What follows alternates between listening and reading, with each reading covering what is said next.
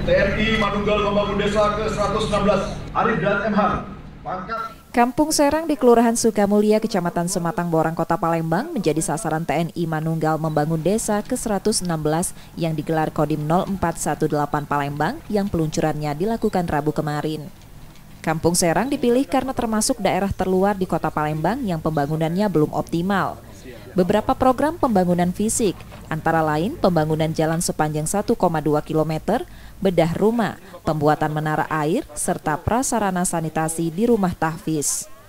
TMMD juga menyertakan program non-fisik, seperti pemeriksaan kesehatan, penyuluhan narkoba, dan wawasan kebangsaan pada warga. Pertama, TMMD ini adalah kegiatan terpadu Manunggal TNI dengan rakyat, gitu kan. Jadi kalau bahasa saya gini aja, TMMD ini pesta rakyat, pesta rakyat. Jadi kami TNI memfasilitasi dengan dukungan penuh dari pemerintah daerah, bagaimana dengan TMMD ini ada perubahan, ya kan, baik dari fisiknya daerah maupun dari non fisiknya, membangun mental masyarakat, gitu.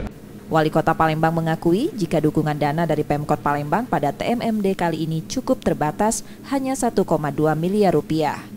Kami Pak Kodim atas nama pemerintah juga masyarakat ya, mengucapkan terima kasih yang sebesar-besarnya kepada TNI, ya, jajarannya, TNI, AU, Angkatan Laut, Palembang,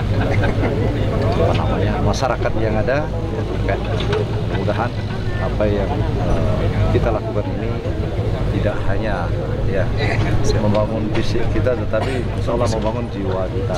Ya. Kehadiran TNI akan memperkuat kemanunggalan TNI dengan rakyat, serta menghadirkan perubahan dan mempercepat pembangunan daerah. Rizky Normizan, Kompas TV, Palembang, Sumatera Selatan. Benar sekali, dan tentunya ini diberikan kepada warga.